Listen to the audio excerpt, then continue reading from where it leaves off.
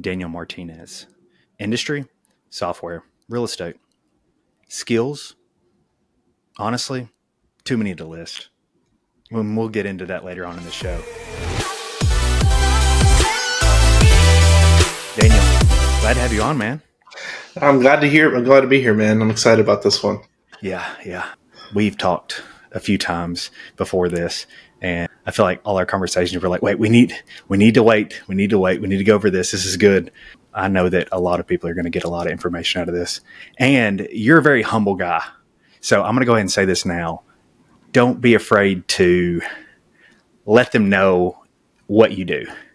You know, I know that you're very humble and you've done a lot. And a lot of people don't know that. So I don't want you to hold back at all. I think a lot of it is it's understanding.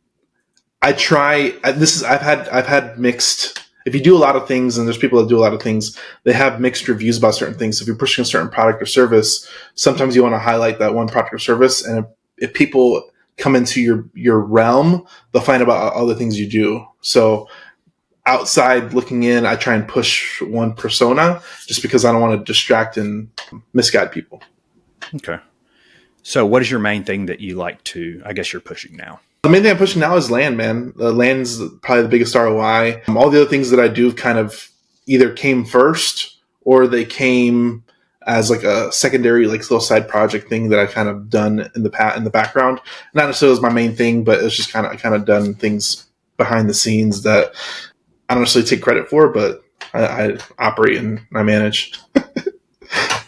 So for those that don't know, can you kind of give us a little brief outline of everything? Everything.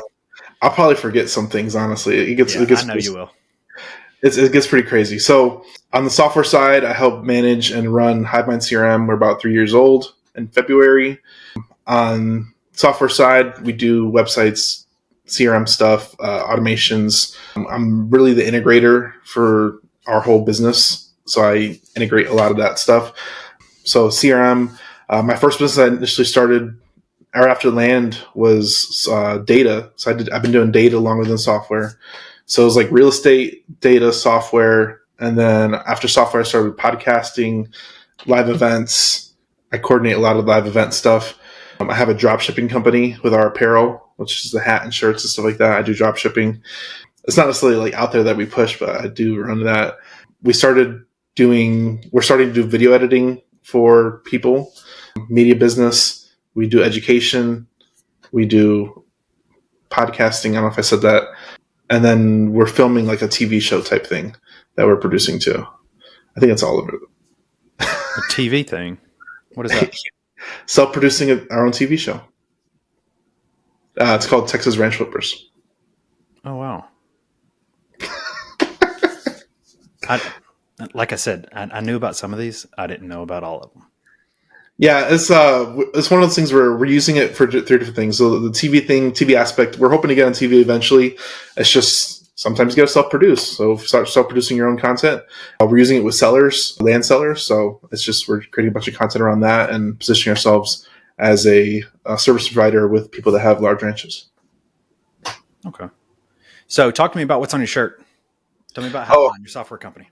Hive Mind's like the brainchild of all this. It's kind of like it was a CRM name, but it's kind of turning into like our education brand and just our branding in general. It's just Hive Mind. So we have like all these different Hive terminology names for all of our brands because Hive Mind's pretty much our brand. So it came about almost on accident and we can kind of dig in with it. Every real estate business has real estate in it and we wanted to separate ourselves into something different. So that's where the Hive Mind came about and we kind of been rolling with it ever since. Yeah, I think that I wish I had the mindset I had now back when I first started because that's what I look for now. Like what's missing. And I always thought after the fact that real estate, there was so much that real estate was missing, was other industries, I feel like went a little further than what we talked about this a little bit on another podcast. I had Chandler Sane on before, and we were talking about how he's now in the education space and the things he's learned from there It's just so much further than what he was initially taught, of and what we're taught in real estate to begin with, Yeah. Because I think we met at a Steve Trey. mastermind, Steve's. Yeah. Where I feel like I met everybody back then. That was a That while was a back. long time ago, man. I was telling Anthony about this thing, and I'm like, "Oh, this is another Steve Trang acquaintance," It is and it feels so long ago. 2018, 2019, 18. 18. Yeah. So I met Anthony when he was first getting in at Steve Trank's. That might have been the same meet. I don't know if that was the same one we met on. I think me and you met before that, though. But I met Anthony when he was first getting in. Yeah, we went to an event in Phoenix, and then we met a couple people there. But Yeah. I forgot to mention the fund. We're starting the fund too, so that's another thing I'm doing. Oh, yes. Hey, I actually had that one down. I remember that one. There's a few that you forgot, but I'll touch base on them a little later, probably. I forgot, man. See, Yeah. it's crazy. So the CRM is not, you market it for real estate, but Yeah. it's not just for real estate, though. Don't you run other businesses through it yourself? Yeah, I coordinate everything through it. I mean, our coaching company is going through it. We're helping other coaches run their coaching company through it. I have a notary clients. We're trying to pick up a high school client, like a school, work with a school directly because it's just a marketing company. Every framework of every business runs the same. It's leads to contacts to leads to business to referrals and recircle all back over again. So every business has that same framework, so we can help any business that needs help. What does it have that other CRMs are missing? We're built off of, and this is a little taboo, but I think it's funny. But we're built off of a platform called Go High Level, and we're our own little agency, Go High Level. When I first started Hive Mind, I was like, "Oh, Go High Level, Go High Level," but it's blown up so much that everybody knows Go High Level, and then everybody that has their own Go High Level agency, like, "Oh, what's the difference between you and everybody else?" I'm like, "Well, I was probably one of the first agencies that popped up, and I've been doing it longer, and I charge more than them. So you can take that what you will." I don't want cheap business, so I work with high level clients that need the loudest high level things done, and that's what it is. Mm-hmm. Yeah, I've seen a lot of those go high level agencies and everything, and They're all competing for a race to the bottom, and I'm just like, I don't want to compete there. yeah, you were in. I feel like way before that was a thing. Like Go High Level pushes agencies now, because for their product and everything. I didn't hear about that until I think REI Reply.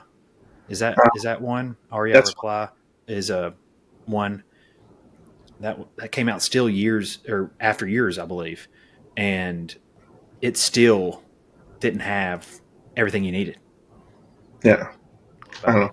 I just try and separate myself. There's a lot of competition out there, but there's still a lot of opportunity in other business niches that never even heard of it. So we're just trying to separate ourselves, work with companies that are already generating revenue that just need a little tweak in their business to make a lot more.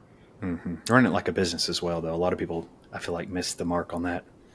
Yeah, it's a whole other business. It really is. Like all these new agencies that pop up tomorrow, and they're all competing with other. Like, good luck. I mean, it's just another business, man. Treat it like another business. If you're doing something else, I mean, that was one thing I did for a whole time. Anthony ran the real estate side, and I ran the software side for a very long time. So I treated it as like like Hive Mind's my baby. That's my baby. How do you go from real estate to software?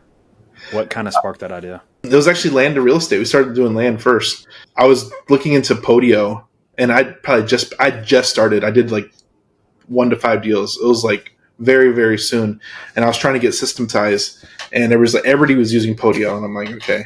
And I'm a tech guy, not like super tech guy, but I'm a little bit there. I get by. I started messing with Podio. I'm like, man, this is retarded. And I saw it Go High Level, and I'm like, okay. And then I realized that agency, so I'm like, okay, if anything, let's start a GHL agency, they called Hive Mind, whatever, and let's make sure our marketing business is free. So that's one thing we've always done is our real estate business is free because our marketing is paid for by other customers. So as you build, things become free internally, and that's what all the things. Like, I don't necessarily want a billion clients. I just want to make sure my stuff's free, so it doesn't necessarily cost me anything to run it, and I can systematize it and operate it where I can still run it. And our real estate marketing company is zero, runs at zero essentially. That's the idea. Yeah. The barrier to entry, though, I feel like with tech or software is a lot higher than other industries. What was your background in tech or software? Nothing. Absolutely nothing. This will be good. Absolutely nothing. I mean, for everybody who doesn't know, I used to be a truck driver. So one of my first jobs I got growing up, when I got out of high school, was I used to be a forklift operator. Got into a trucking company. The trucking company is like, "Hey, you want to make more money? Become a driver." I'm like, "All right." So I went through their internal driving program, became a truck driver. I did that for 2 years, and then I was like, I want to become an entrepreneur, and I'm like, I didn't really have a time. Like, there's no right time to be an entrepreneur. You just kind of jump when you feel the right. You feel like the time is right. And my wife was pregnant. She's like, I'm pregnant. We're gonna have a baby at the end of the year. And I'm like, all right, it's now. I guess we'll figure this out. So I literally worked like 6 days a week for 9, 10 months. Once I found out she was pregnant, I had vacation built up. I had paternity leave built up. So I took my 2-week vacation, took my 3-month paternity leave, and I quit.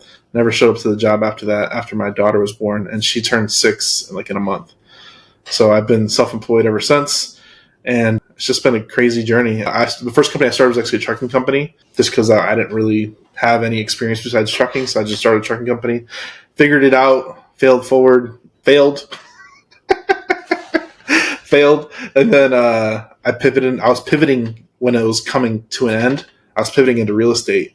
I was looking into real estate, so I had a lot of time out driving, so I listened to a lot of podcasts. One of the big reasons why I like podcasting as a whole is because I'm a product of it. I used to listen to a lot of podcasts on YouTube back in the day when I was truck driving. Because all you had to do, either listen to music or you listen to podcasts or YouTube. Like, you have to do one or the other. So I used to listen to a lot of podcasts, kind of learned about wholesaling, went down the wholesaling rabbit hole, and then this kid on YouTube called Jalen White popped up. And he had a course for like $350, $250, something like that. I bought it, and the rest is history. An interesting journey. Yeah, I love to hear those little stories too, because I was at the beginning, I felt like everybody was trying to sell me something, so I was big into like not the guru space. I'm going to do it my own, because I'd been in it for, I don't know how long, real estate. It's probably 6 years or so, 7 years at least now. And at the beginning, for the first probably 3 years or so, I would not spend money on that at all. And now, knowing what I know, like when I get into other industries now, and I have to throw money at it. Like I'm going to learn from somebody who has done it before. Yeah, that one might not work out, and a lot of people are trying to sell me on something else, but I'm going to learn from that regardless, because they've done it before. And Absolutely. If they haven't, I'm going to know they haven't. And I'll find somebody else. But that, and also too, I feel like if I were given the game, I guess I would say, that information for free, I wouldn't apply it the way I would if I had skin in the game and paid for something. Absolutely. And that's one of the reasons why I charge high prices now, because I want you to get the best results from it. I had cheap paying clients before, and then they would never use it, and then they'd blame me for wasting their money. And I'm like, I can only help people that want to be helped. Yeah. Yeah. We talked about that with Chandler in that podcast as well, that you got to have different levels for different people, of course, but they have to have skin in the game. You want to give everything away for free, and just work with, your high ticket clients, but you got to have something for everybody else too, and then you gain trust through that as well. You're gaining trust through that, and you give them everything at the beginning anyways. And that allows the trust, and that gains the trust as well, and then they want to invest further with you. So that's something I wish I knew getting into it. Yeah, there's so much free game out there. I think literally you can learn everything on YouTube that you want to. It's just you got to know the right keywords to search, and you might not even know what to even search for. But everything's out there on YouTube. Like, I found some crazy game on YouTube that 50 views, 20 views, and like people are just they don't even know what they're looking for. They think Mr. Beast is making the most money on YouTube. That's wrong. Mm-hmm. That's a lot of the times too. The flashy stuff is what people want to see, of course, but that's not like the game is what you're calling. That's not the stuff that's going to make you money. Yeah, And this is where like kids nowadays they all want to become YouTubers. And I'm like, man, it's a hard road to become a YouTuber. Like I'm on YouTube, and like technically I'm a YouTuber, but I'd rather build a small niche audience that is dangerous, and that's my thing. I don't really want 10 million subscribers. I might get there, but who knows? It's not necessarily the goal. Yeah.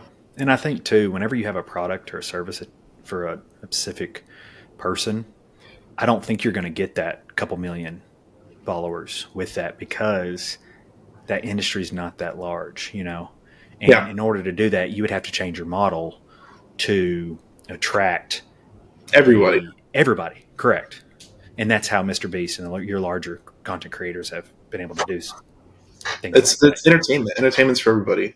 If you're in the business space, and even with podcasting, there's only a certain amount of people that care about business. Like you can talk to, like, if I were to have a conversation with my friends from high school, like it wouldn't even last long, and I wouldn't even go to that conversation because they're not doing the things I want to. They're not saying the things I want to talk about. They're not doing the things I want to do.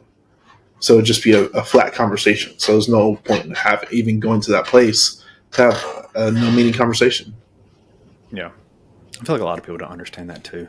So for those listening, if you have something you can sell already, you might have a following, you might not.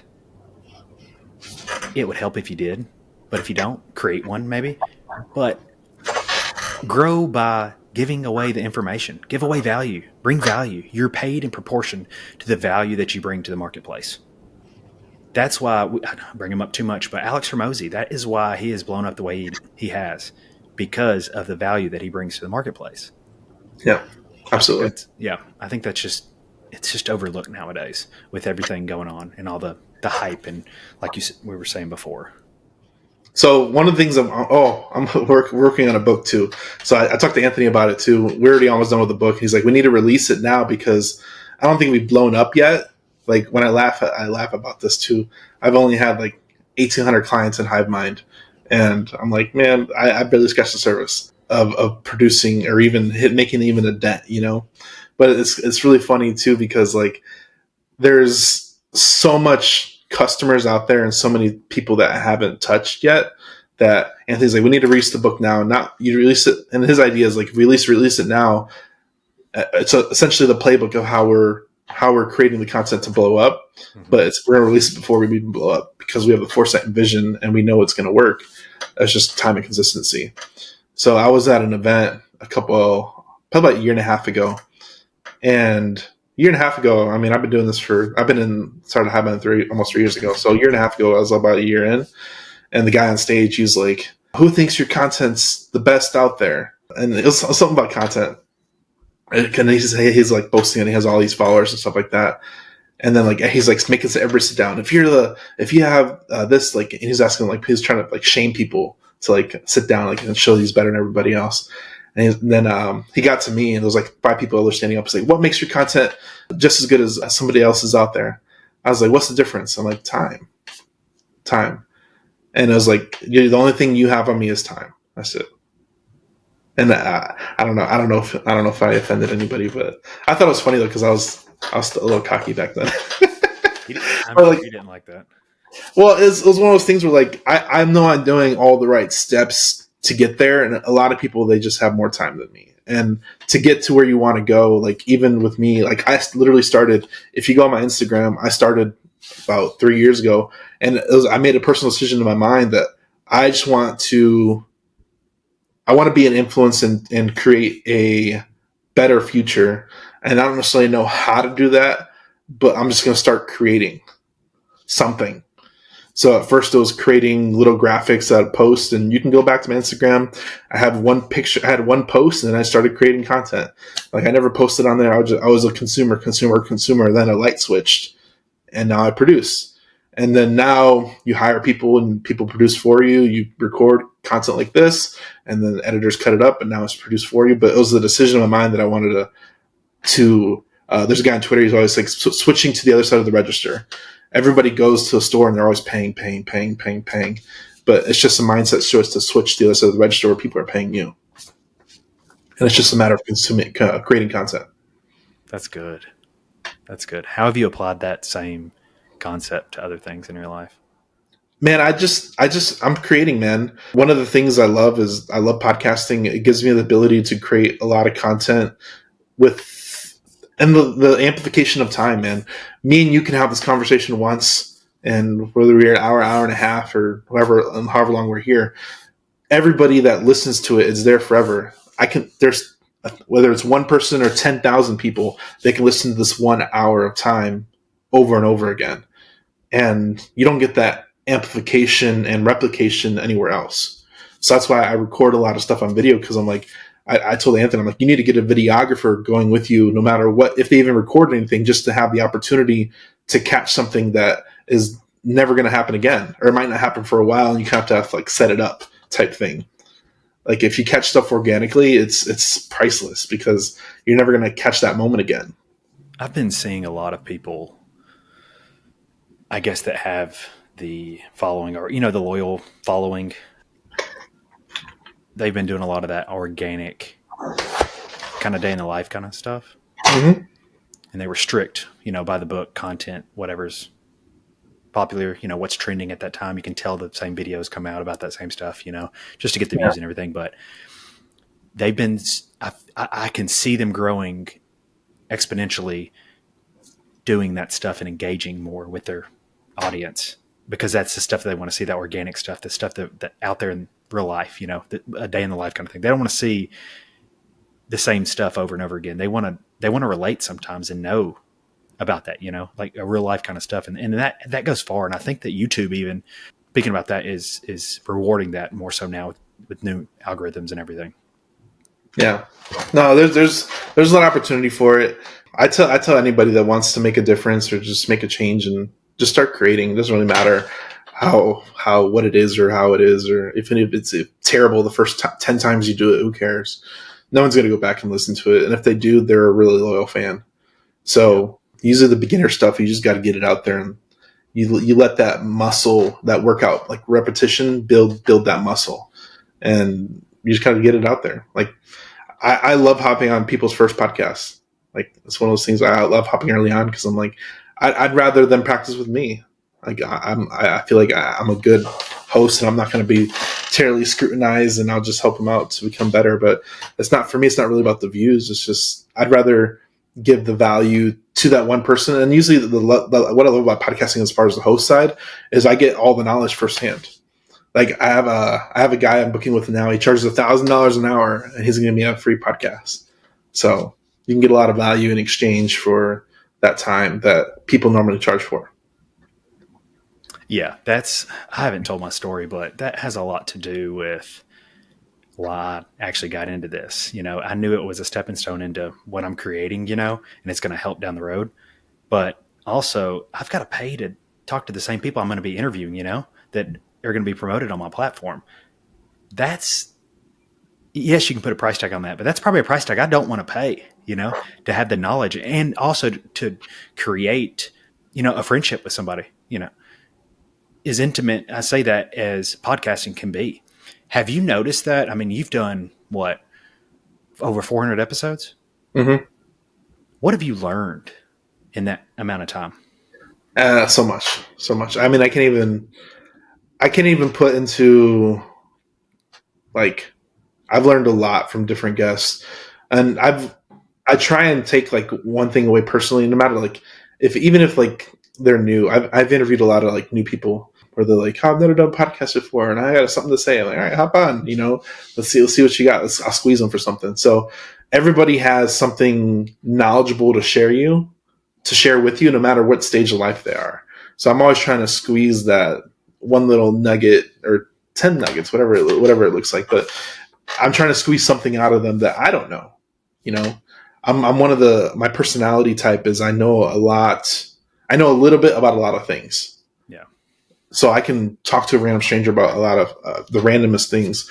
I remember I had a random story. Some guy's like, oh, I was talking about drag racing, and he asked me something about drag racing, and I knew about it. I've never watched a drag race in my life, but it's just something I like, the randomest things. Like something about somebody's pet. It's like I had another guest. He's actually into racing. He owns a garage at a racetrack that he essentially leases, that he'll go out there and go on the track whenever he wants. And I'm like, I didn't even know that was a thing, but that's amazing. Somebody does something somewhere, you know? Somebody does something somewhere that's amazing, and you can learn about that special thing or a certain strategy that you can use in different facets. Like, I think what's cool about business as a whole is that you can take something that might be super saturated in real estate and take it to a whole nother business niche or category, and you'll be a rock star over there, but just by using your same strategies you took and learned on real estate. Or you can, same thing over there, take it from over there and put it in the real estate, and you're, oh, where did you get that from? They're like, oh, it's just an industry secret in plumbing. You're like, what? That's actually, It doesn't make sense. no, that is funny kind of how I landed on this. Is I've got kind of like a 10-year plan on what I'm going to be working on for the next 5 to 10 years or so. And I initially started because I didn't know what I was going to do. You know, I had kind of done what I needed to do in real estate. I've got a lot of investments now that kind of afford my lifestyle and I don't have to work anymore, you know? So I was like, and I was getting burnout on running the businesses. We had multiple businesses going and I was still in the CEO role and doing some of the day to day that I shouldn't have been and kind of burnt myself out. So last year I had sit down and I said, I'm going to create something else that I want to do, you know, like what do I want to do if it didn't even pay me, you know? And one of those things is, of course, I just like talking about business and I like talking to people, you know, that's just what I like to do. You know, as you know, every time we have a phone call, it's a long phone call and we always have something good to say. And that's just how it's been for me. And that's kind of how I landed on podcasting, of course. And that is just doing something I enjoy, you know, and then building something on top of that. But anyways, I digress. What I was saying is I was stacking businesses on top of each other and to come up with something original, you know what I mean? Initially. And you had said that, you know, take something from another industry and do that. I was doing that with businesses to come up with something. That's kind of how I landed on a few things. I probably won't even say anything for a while because I have some cool things I've been working on, but that alone is huge. And that is a game changer too. Take something or get around people in other industries, see what's working for them and apply it to whatever you're doing. That is the whole premise of this podcast is getting different people in different industries, what's working, their secret sauce, you know, and applying that to your own business or own venture that you're currently doing. That is it. Like that is monumental. But I'm glad you actually, you know, I didn't even tell you to say that. Like that's something I'm so glad you brought that up, and that's kind of where we went with that. But I'm sorry for kind of going out on a tangent there. But I was just like, wait. It's 100% fact, and I think there's so much leverage you get with that because you can, for instance, this is something I learned from a podcast guest. He bought a 3-letter domain. 3-letter domain. You know how he bought it? Real estate type of transaction. He bought it on a lease purchase. He gives a monthly cash flow, agreed on a price in the future, and he just pays a monthly cash flow. But now he gets an asset on his assets and liabilities. I mean, a 3-letter domain is a big asset that can be worth millions in the future, no matter if your business fails or not. So he already technically owns the asset, but he just pays a lease on it. So he found, I guess, the owner of that doing another transaction. Well, no, he found the owner of it and just offered them like a lease-based strategy. Gotcha. Okay, I was thinking that like he took a real estate strategy to buy a domain. That's good. That's really good. I didn't even think about something like that. That's good. That's what I'm saying. So like, and that's what I learned that from a podcast host. And I'm like thinking about, okay, if you can buy a domain like that, you can definitely buy real estate with it. What else can you buy like that? I don't know. Pace Morby. I think he sold a truck one time, or he bought a truck. I think he's told this story before. He's in real estate, of course, for those that don't know. And he posted his truck out there for $5,000 or something. And Craigslist wasn't getting any bites. He was getting offers at like $2,000. He was like, I'm not selling this thing for $2,000. He put, we'll take payments, I believe, but put like 12,000, twice as much, you know, on there. And he said his inbox flooded because throwing it on payments.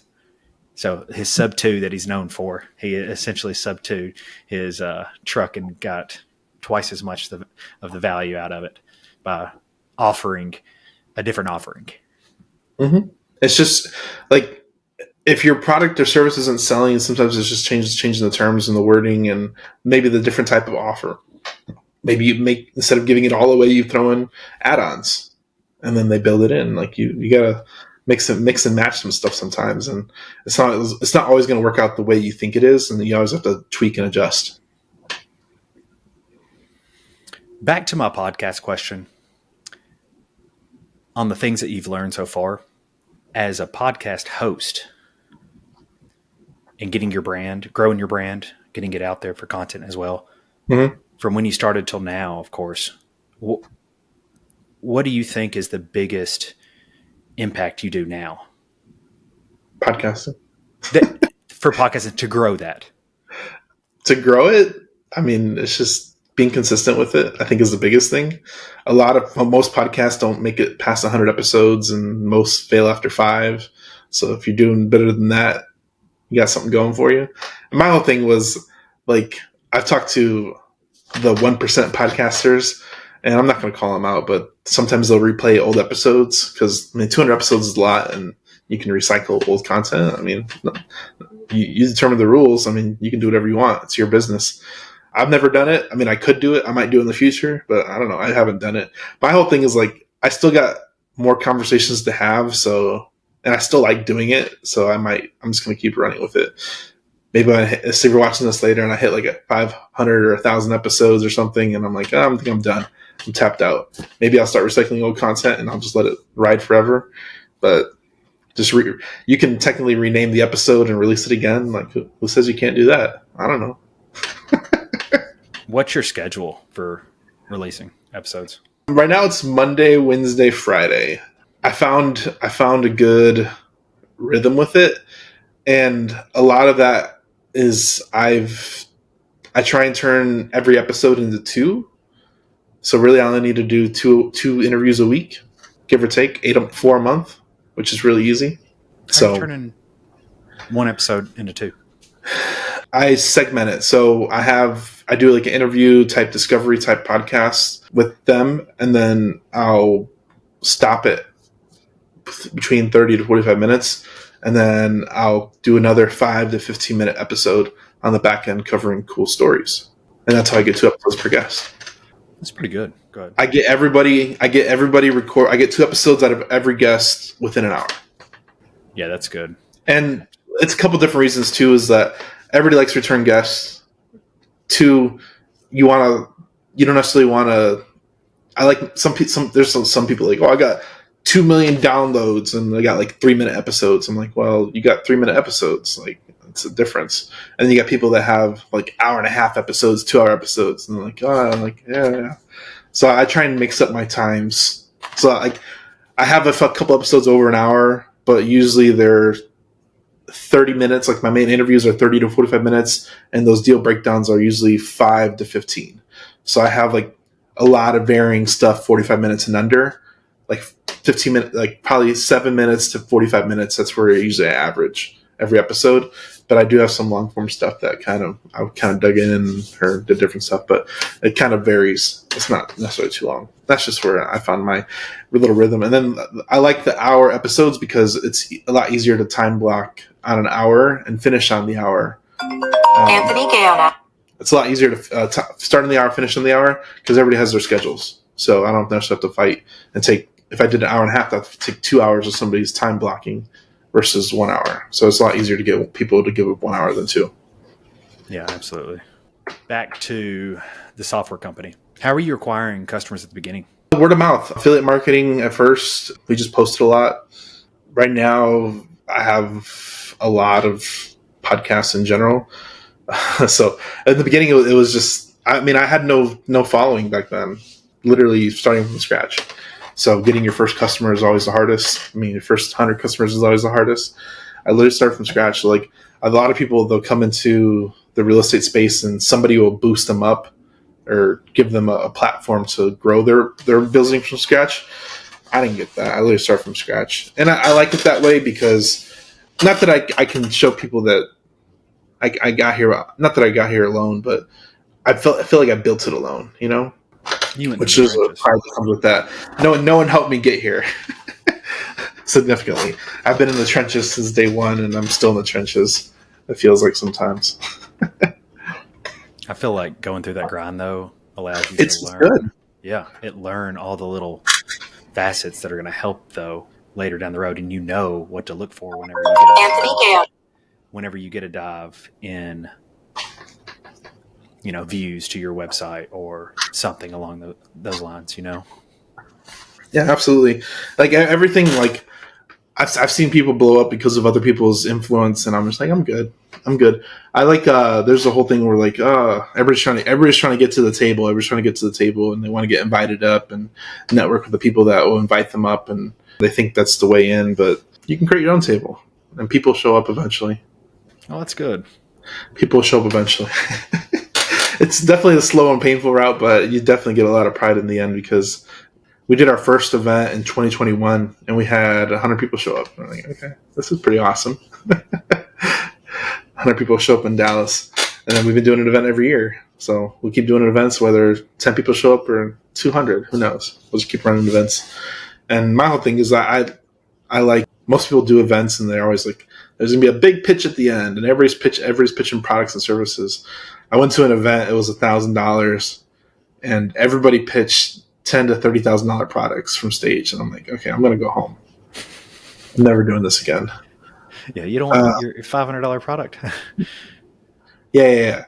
I'm good. I'm good on that. But like my events, I keep them short and sweet. We run 10 to 4 with an hour lunch break and everybody drops some bombs and then we have dinner and talk. It's pretty straightforward. To bank off what you were saying, in time it'll come. In time it'll come. I feel like you need to lay those bricks, that foundation first though. And that's that grind. That's what you're going through. Because I've built companies where I've gone the short route, the quick route to get that quick buck, or to not invest in the foundation of that company and just try to grow it as quick as I could, I guess I would say. Yeah. And not invest in that lower level stuff. And ultimately it always comes back because you always got to address it essentially, When you grow too fast, you have growing pains. Yeah. You have growing pains. And not that growing pains are bad. Like I said, I like going the slow route. It's been the knowing that everything it's a consistency. Hormozy says it all the time. Consistency, and he made a whole video about this, delayed gratification. If you can delay gratification and delayed getting paid for years, you'll make it a lot further than people who get paid day one and blow up day one. I think there's a comedian, Matt Rife, 11 years a comedian, blew up on TikTok during COVID. 11 years doing it prior, barely making money. And then I think he made $20 million during COVID last year. And they call them overnight success. Delayed gratification. So I think there's a lot of situations like that where you gotta work through the hard times. You gotta deal with a lot of different stuff, and it's just you benefit in the long run by building it from scratch and going through the pains of building it and doing it right and failing forward. I'd rather fail small than fail big, because failing big, it hurts a lot more. Absolutely. It hurts a lot more. Yeah. I'll attest to that one. I'll apply that to podcasting, even a little scenario. I'm lucky enough to have some, I guess, good people in my sphere, and the ideal guest I want on the podcast, is super, super wealthy, and just those famous guests that you want on your podcast, for the reach. And I was talking to somebody who's worth 9 figures, and he's well known in podcasting as well.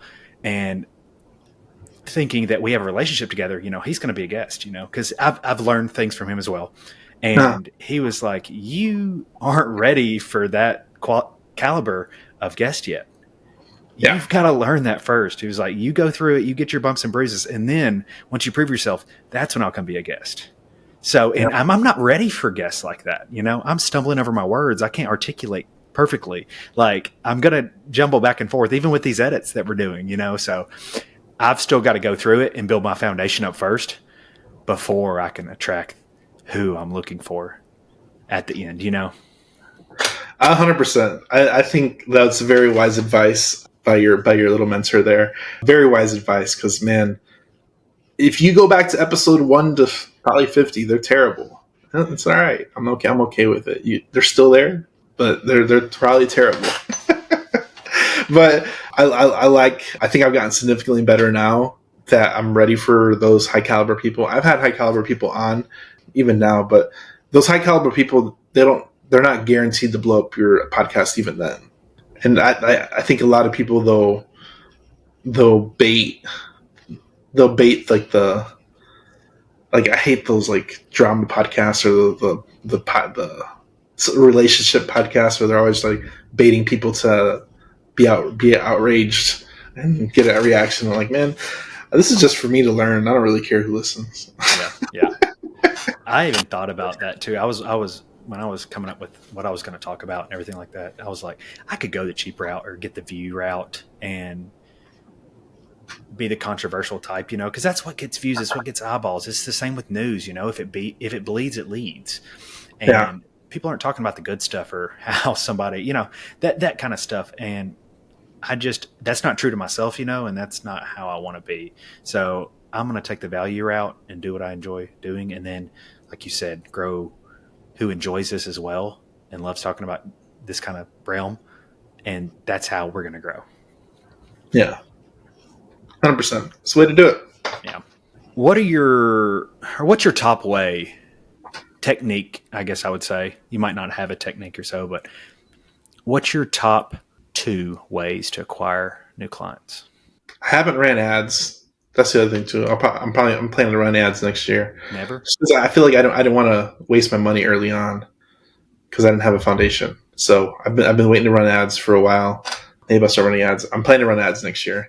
We've been running ads for our coaching, and that's already been yielding a lot of fruit already. But I think ads is the way to do it if you have the spend for it. You can literally do amazing things with ad revenue. And if you're stuck in real estate, run ads. You'll get business. If you're stuck in plumbing, get ads. Hormozy, I always laugh about this because I don't read a lot of books. I read Hormozy's first book. And when I read the book, I was like, I knew exactly what he did. And everybody's like, no, he never said what he did. I'm like, no, he did say what he did. You just have to read between the lines. And what he did was Hormozy was good at ads and creating leads. So he'd help gyms that couldn't produce leads and bad at ads. He would have them prepay for their ads, and then he would bring in leads. And that's his whole strategy.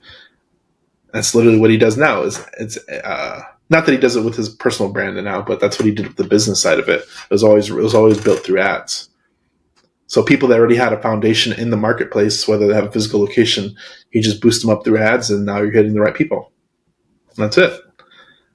Very, very easy way to grow your business is ads. For coaching, where are you sending? Are you sending them to a landing page through the ad? Mm-hmm. Yeah. So with coaching, you always want to target you always want the right people. So you'll get a lot of people that come in through the ad that necessarily don't fit your product, service, or price point. Yeah, so it's always targeting the right people. So we've had our ads up, and then we had our ads was a opt-in, just give information, and then we had a VSL, and then it was to a call after that. So we've had people that that's so funny. People will come in, watch the opt-in, get to the VSL, and then go straight to the calendar and book. And I'm like, okay, you're not the right person anyway because you didn't watch the VSL. Because the VSL separates everybody else in. If you finish the VSL, you finish the VSL and you're ready to schedule a call. And then the other thing too is like the VSL separates everybody else. Like it might not be the right fit for you. So the VSL kind of separates everybody's down the right path, and then people that trickle out is where you get the right leads that come through the right VSL.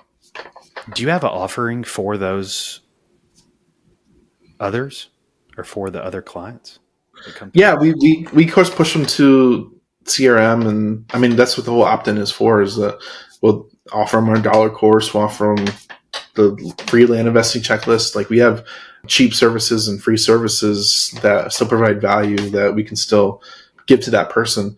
And the other thing, people might not be ready to buy now, but they will in the future. So like a lot of people get introduced to our brand just through the ads themselves. So once they get interested in the ad, then they'll come back around and circle back through the ad again. And then we get a lot of those people as well. Because then now they know who you are. Because there's a step of discovery happening when they opted in. Just thinking on this a little bit. Through that VSL, have you thought about having a dual VSL to where one is, hey, if you're making X amount in real estate, do this, or if it's whatever, it's about land. If you've done X amount of deals, do this. If you've done X amount, do this, or click here, and then having a split VSL. I thought about splitting VSL. There's the person that's running our funnel. He's like, you need to convert a handful before you start switching and tweaking it too much, because you don't have enough data points to know what to fix. Also, another little tip that I gained from Chandler saying, now that he's been in the education space, they did the testing and everything, and they were sending everybody to a landing page through running ads initially. Mm-hmm. As soon as they swapped it to their YouTube page, or say your content or whatever you're creating the most content on, where you have the most value that you're giving out, it went from I think a 30% click rate to like a 70%. So it more than doubled doing that, because everybody's coming from YouTube at that point, because he's giving away the information that everybody's seeking, and then everybody's charging, or he's charging for the implementation in that aspect. Okay. But I thought I'd share that little tip with you. I'll have to do that. The YouTube thing it's crazy. We had a client blow up on TikTok. He had about 30,000 followers on TikTok, and he had one video get, last time I checked, it was like 6 million views in like 3 weeks, and like 3 million of that was like in 48 hours. It was crazy. So we helped build his landing page and build an opt-in. From those analytics, we had last time I checked, it's still been going. So I haven't after it goes crazy, like the first day, you're like, okay, I'm not going to check this for a while. You check it like every other day because it's still going crazy.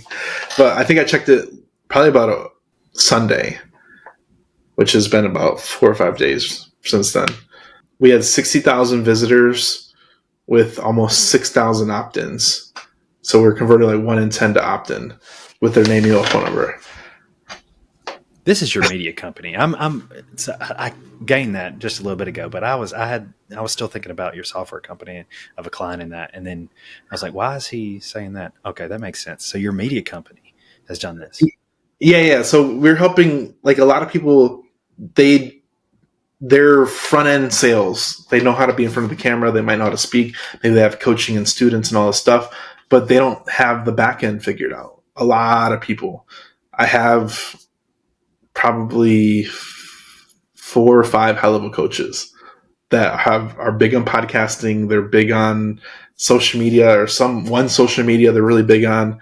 They're doing something somewhere, and we're helping them with their back end, whether it's their coaching products or their funnels or a lot of the back end stuff, or just helping them kind of coordinate, because a lot of people, they don't have that figured out. Like once you start blowing up, you're like, I have all this traffic. What do I do next? And they don't know what to do. So we help them kind of coordinate and control all that stuff through the CRM. So that's where the CRM comes in. We're throwing in the CRM to kind of help coordinate and control all that aspect, because like social media traffic is it's a business. It's a whole other business. So we're helping people with that. Is there a trick to that? So, and then the other add-on, we put his YouTube just underneath of his video, underneath of the opt-in. He's went from 80 followers to, last time I checked, almost 11,000 on YouTube. And I just put a little button for join the YouTube. And what platform is that on? This is the TikTok. So the TikTok would lead to a website, and then the website would lead to an opt-in, and then underneath the opt-in was a little YouTube button that shook or whatever. So from that little button, he's gotten almost 11,000 subscribers underneath of the opt-in. So people wouldn't even fill in the opt-in; they would just go straight to the YouTube. That's what that tells you, because we have more YouTube subscribers than we have the opt-in. I've heard that before. Is TikTok's really good for grabbing the attention or grabbing that, and then it's just a funnel to something else. Mm-hmm.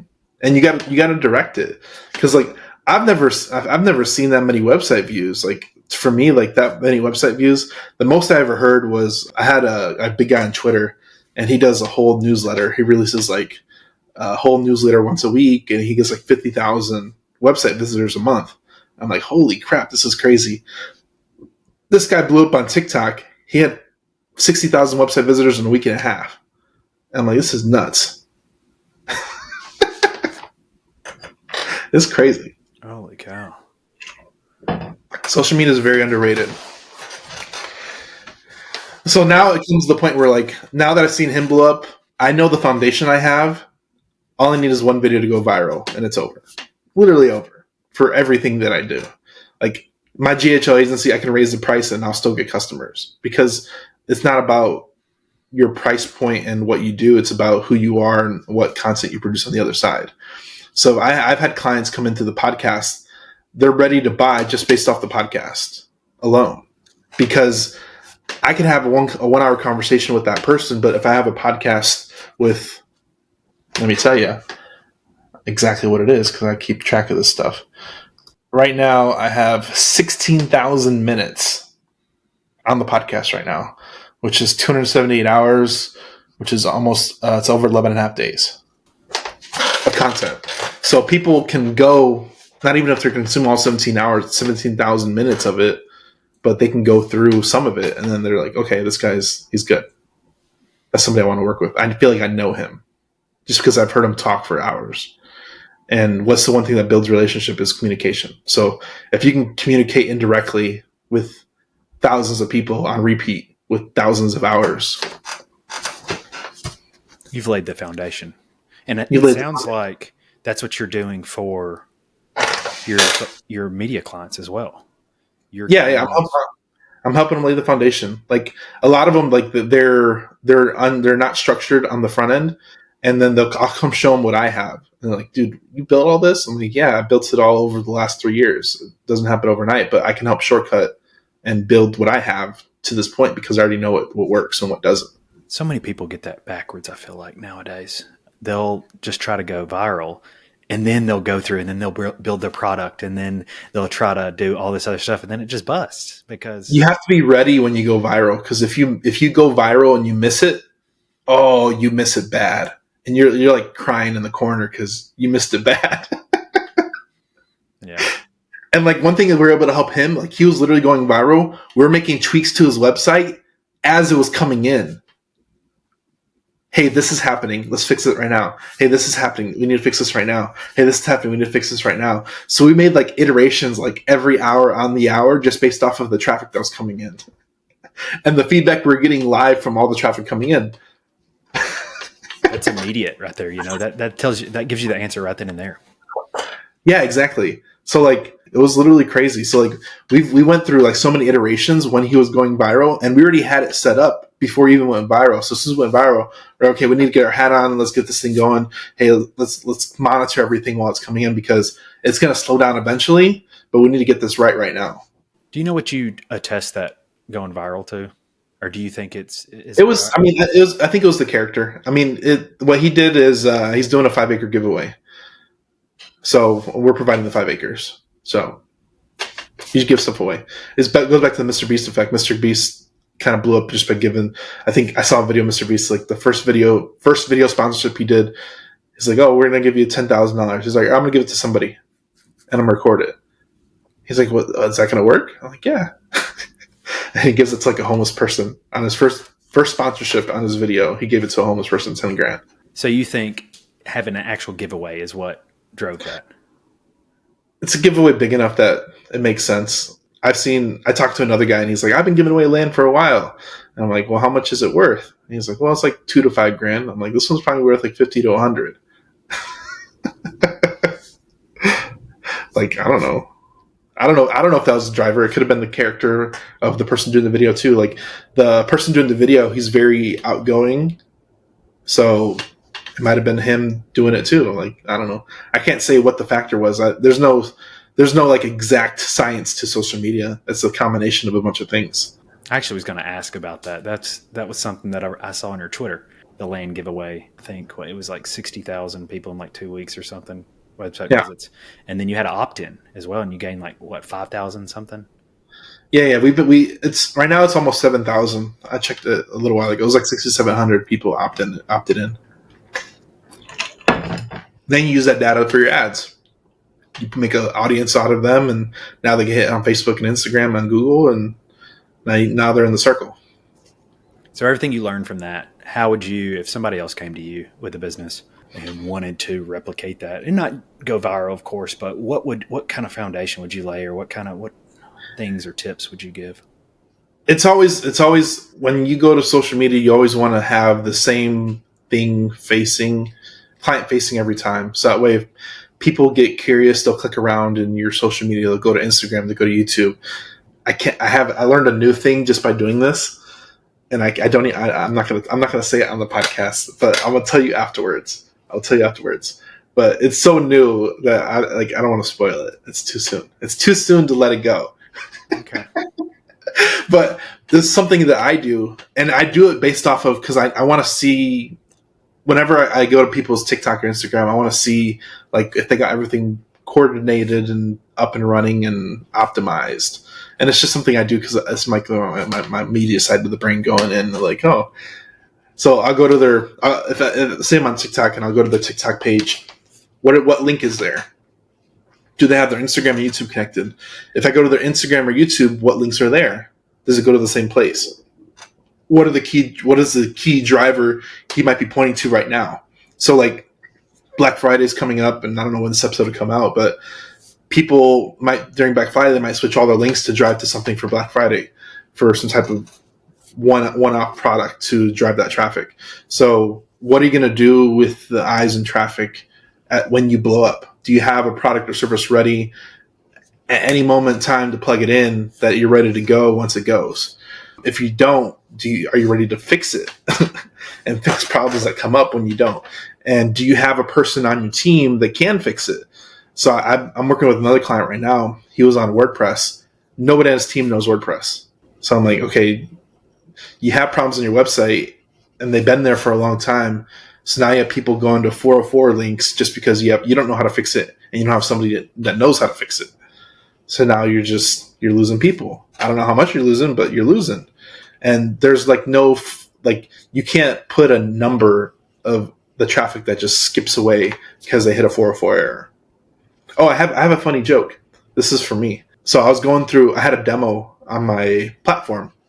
I still do now, but I'm the only one that messes with my website just because if somebody's going to mess it up, it's going to be me.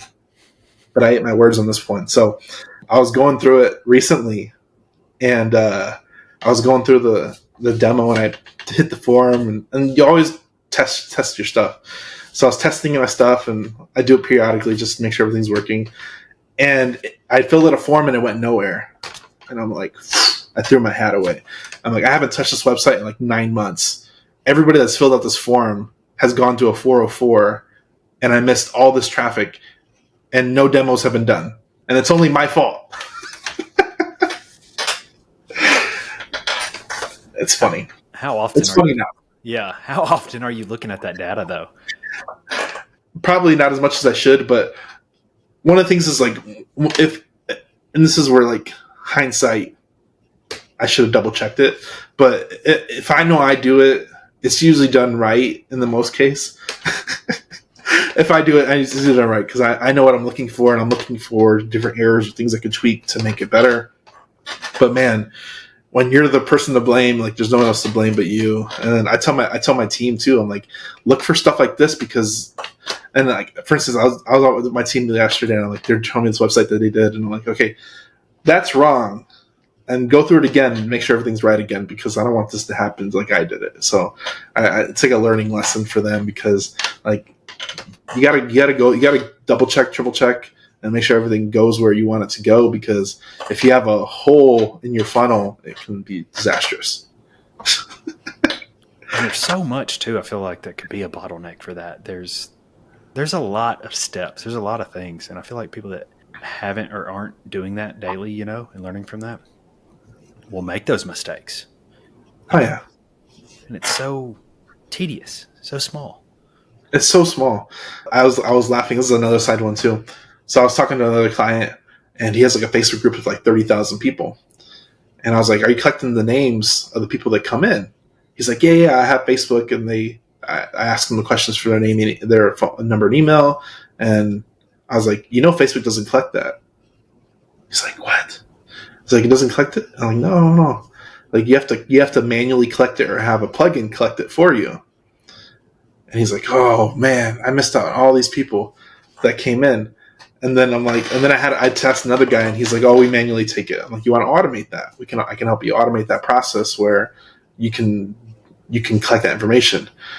And then I talked to another guy. I told him the same thing because it's one of my key things. Like I'm always poking holes in their system, and they're like, "Oh, I've never even thought to collect it."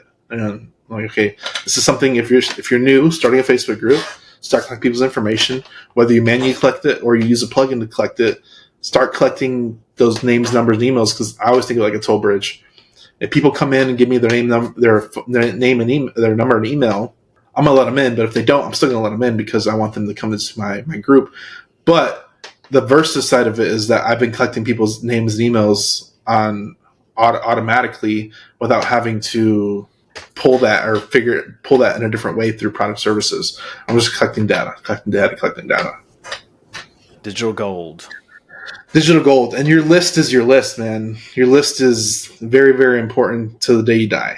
And you can give that to your kids, your list. Because a lot of people don't change their number, a lot of people don't change their email. And if they do, you start collecting multiple emails. So I have people they'll give me one email, and then I'll collect it again when they buy a product or service, and I got another email for them. So I'm just collecting emails. Giving it to your son. That's so smart. I did not think about that. People pay you a lot of money for that list too. Yeah. Even just be featured on it, not just even giving it away, but you sending something out for them. Well, I mean, you can use that for targeting. Once you get ads up, you can use that as your audience. So people that have touched you in some way, they're already getting introduced to your product services just because you already have their name, number, and email. And Zuckerberg will take that and serve them your ads. That's good. That's something I'm just now even getting into and learning now that I've dabbled in the software space now and other online industries. I wish I would have collected more emails. I wish I would have grabbed more information from all the companies and things that I've done over the years. Like, I mean, granted, I have a few lists right now of, a few, probably 7,500 or so, but it'd be 30,000 if I really did it right, and actually aggregated that information. But so I have another story with this. So I saw Bed Bath & Beyond just went out of business during COVID. Overstock.com bought their IP, which is their domain, their email list, and other stuff that came with that. And they were emailing Bed Bath & Beyond's customers using Bed Bath & Beyond's domain with Overstock's products. Is that legal? It's legal. I mean, you own the IP. Bed Bath & Beyond's out of business, so they sold it for parts essentially.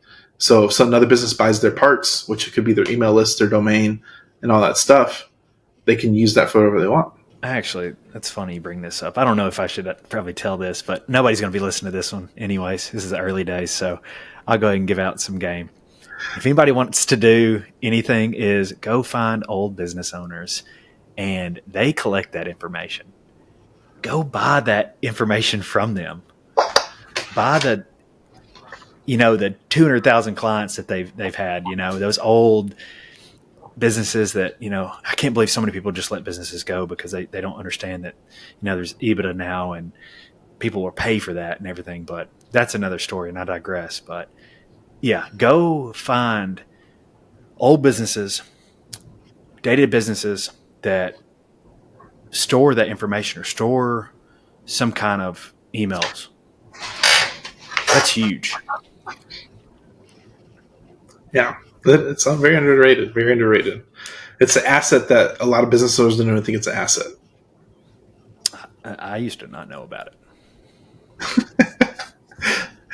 It's funny. I learned a lot. I learned a lot down this journey. I think it helped too.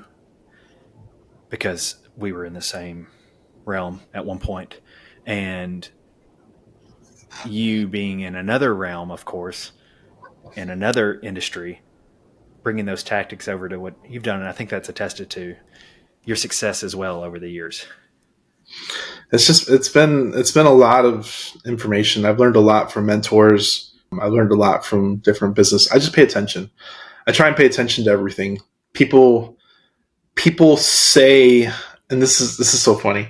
I went to think of like every guru has like their intro webinar, and I'm like, every guru that does an intro webinar, they might give you sauce, but there's hidden higher level sauce that is like said really fast, and it might be overlooked by 90% of the people.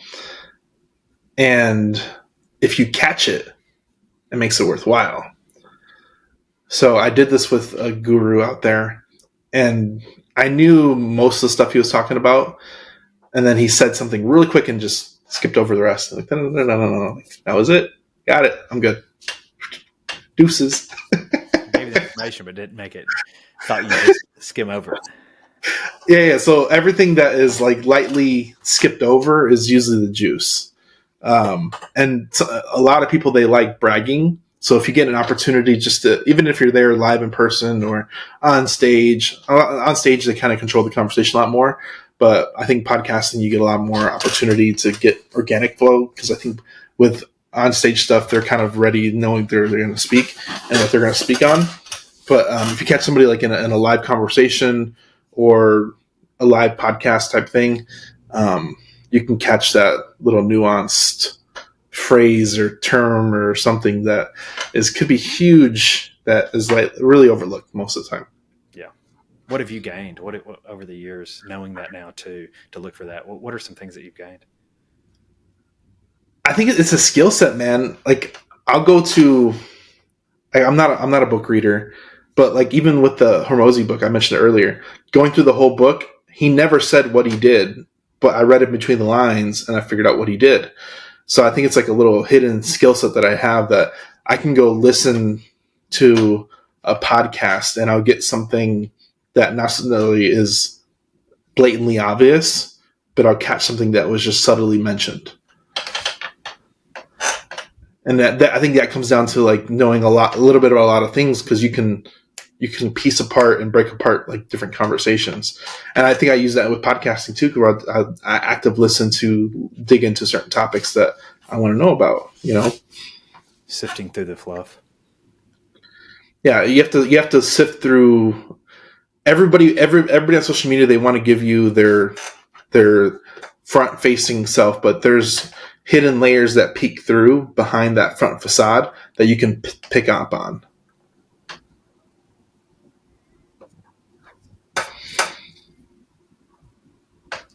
Just gotta pay attention. Yeah. So you do a lot of things outside of software, of course. There's real estate, investing, education, land development, affiliate marketing, mastermind, lending, I believe. Yeah. Media company. Yeah. I saw that one. Email marketing, data sourcing.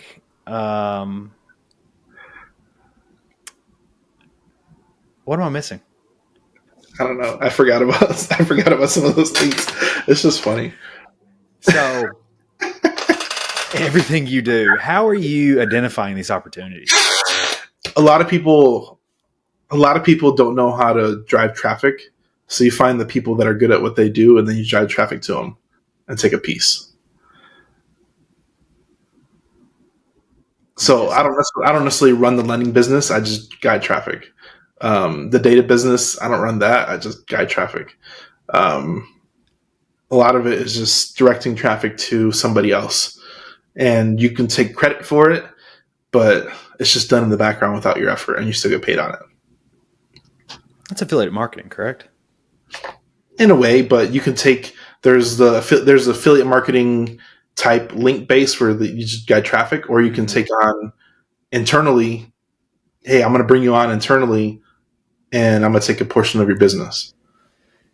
I'm actually glad you mentioned that, because I have a question on that end, even because I've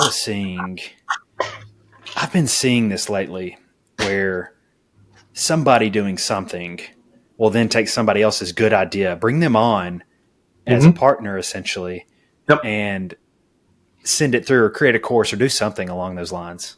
Mm-hmm. That's so smart. Yeah, I mean, a lot of people, they don't have the eyes, or B, they don't know how to get them. So if they have a valuable business and you already have the eyes, why not bring it in house and just put them on the team and just facilitate the traffic whenever it comes in? A lot of people don't like to give away their business or a chunk of that at all. How are Then you pitching that? they're not the right partner. A lot of people, you got to show them the value of like, hey, I will help your business grow. All you got to do is give me a portion of it, and you pitch it that way.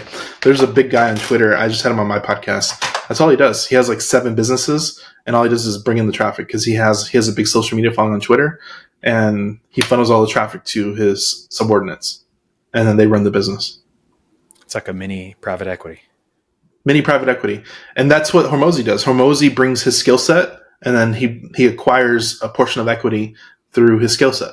You bring your skill set to the table. And your skill set might be eyes, it might be systems, it might be sales, it might be whatever. You can acquire portions of business just by bringing that to the table. It might be your team. It might be capital. There's the different versions of that. Is there anything you're looking at right now to acquire or do the same thing that you've done previously? A lot of it is like I really don't. It's not like something I openly push out, but I don't know. Once we get our fund up, we'll probably look to acquire more businesses, but it's more businesses that will help us do what we do in the land space. So it might be like note servicing, it might be construction company, it might be building companies, it might be something to that effect where they can help us in the land side, not necessarily towards like random businesses. Yeah, it's got to fit in your ecosystem. It's got to fit in my ecosystem 100%, where I can feed it indirectly through what I do. And then it just becomes a revenue loop. Yep. That's it.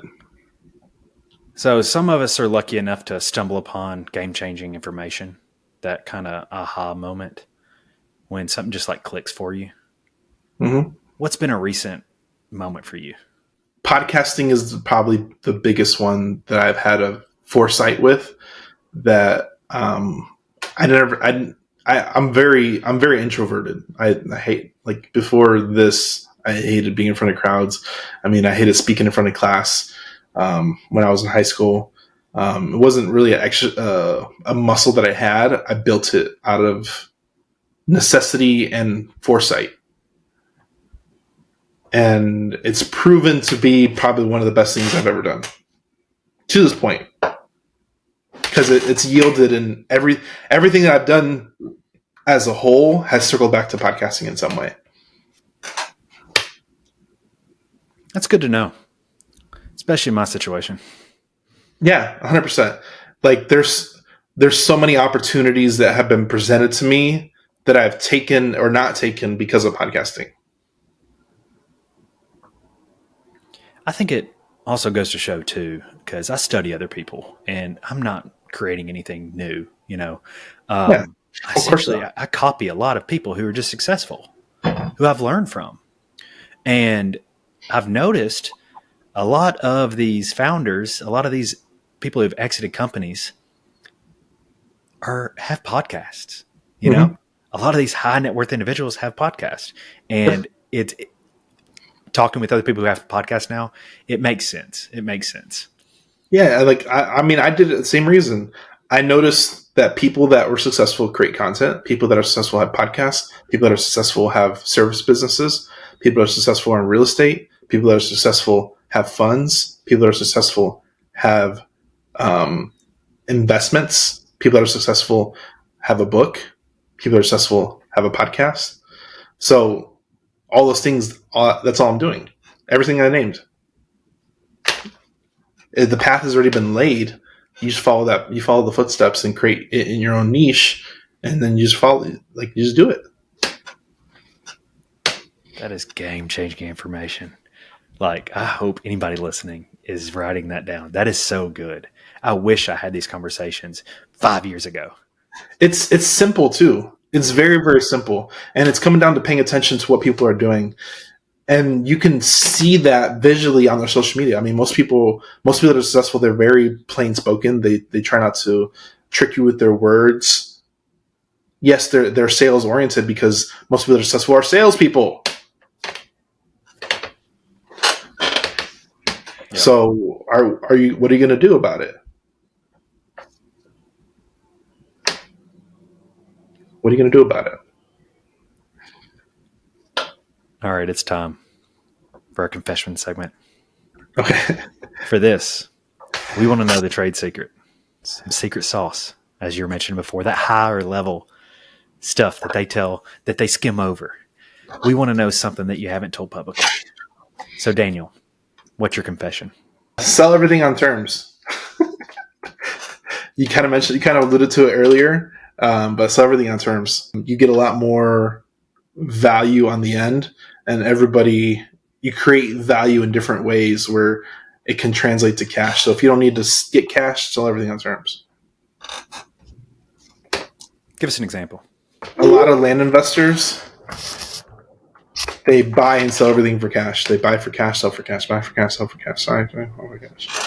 And you can do that. It's not a wrong way to do it. There's not a lot of wrong ways to do stuff in business. It's just a learning route. So you can sell things for more and quickly on payments. And we kind of alluded to it earlier. We found this out with land.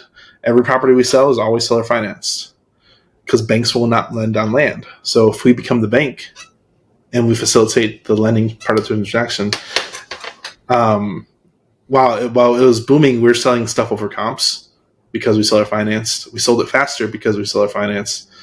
And we just did the right marketing. So everything on terms.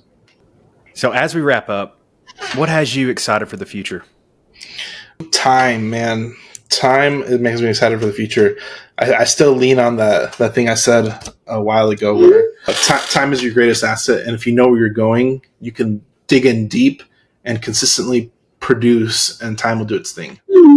Time is the biggest multiplier. So I know what I'm doing and how I'm doing it, and I'm waiting for time to catch up. Anything you're working on right now? I'm working on starting a fund. I think it's called the Texas Land Bank Fund. I think is what we're calling it. But the fund should be coming out by the end of the year to raise capital for land deals. We'll be a debt fund. We'll be investing in land deals that we're facilitating on our land business. Why are you creating a fund? To do more transactions. You have the ability to create the life you want over time and distance, but if you leverage OPM, which is other people's money, you can amplify that and create the life you want quicker. So it's not a get rich quick scheme, it's a get rich definitely. You'll get there eventually over time. I like that. So we're starting a fund. There's a lot of opportunity as the boomers are transitioning these businesses and all these assets to the next generation.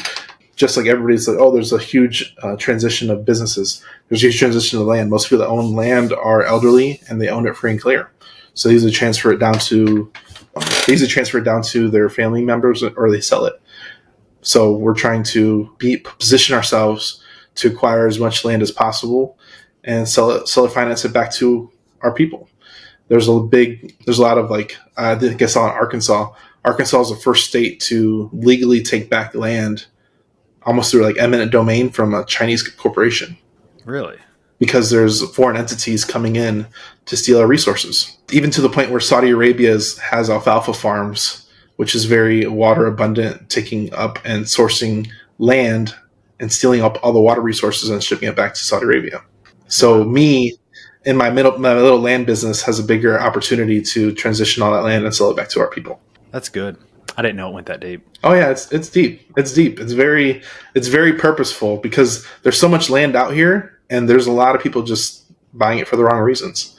So if we can buy it and seller finance it, and the thing of what we do in especially land spaces, we buy unobtainable land, whether it's too big and too expensive to buy, we break it down into smaller pieces to people that want it, can afford it. And then we sell our financing to them. You'll track it up. Yep. If people want to get into that, where would they go to? Don't you have an easier way to kind of look into that? Yeah, you can text LAND to 210-972-1842, or you can go to milliondollarlandmastermind.com. I didn't even, shameless plug, but I wasn't even going for that. Just people that are interested and want to get into that. So before we go, talk to me about your book real quick. It's probably going to come out next year. It's definitely going to finish. Okay, so nothing new. Do you have a name for it yet, or do you know what you're going to be doing? We already finished probably like 75% of it. We just got to get an editor to edit it, but I don't know what the name's going to be yet. Essentially, I don't know what the name is going to be yet. Okay, that's fine. I'll just have you. That'll give me an excuse to. That'll just give me another excuse to have you on the podcast again. Yeah. I'll definitely do that again. We didn't even cover like anything else. It was like mostly software. So I would love to come back on again because the land stuff is where it's fun. Yeah. We didn't even jump into that. The time passed for a while. I know. And we didn't even jump into that. We can get another one scheduled. Let's do it. I'm down. Okay. Let's do it. And then I'll just have that for another. I'll push that out on something else as well, but we'll end it up right here. Is there anything else you want to go over? You got any other value you want to share? Yeah, if you're interested in putting some money in some land deals, check us out. Just text the number, that 210-972-1842. If you have any questions about anything, you can literally text them, and my team will assist in any answering of any questions about anything, whether it's about the fund, real estate, software. It all goes to one number. Check it out. Daniel, I really appreciate you coming on today. I know that anybody listening to this can take even just one little nugget from here that you shared, and increase their revenue. I hope so. That's the point, right? Yeah. Again, thank you. I appreciate it. No problem.